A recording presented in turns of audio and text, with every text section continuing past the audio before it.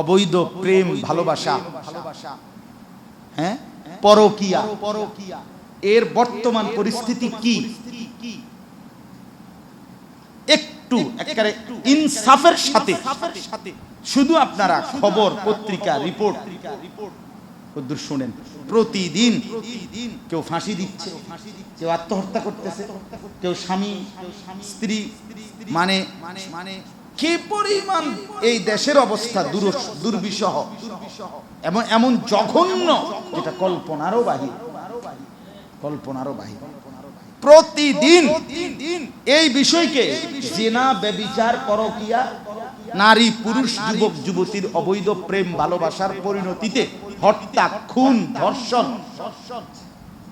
এটাই প্রতিদিনকার খবর। প্রতিদিনকার। কেন? অবাধ যৌনতা,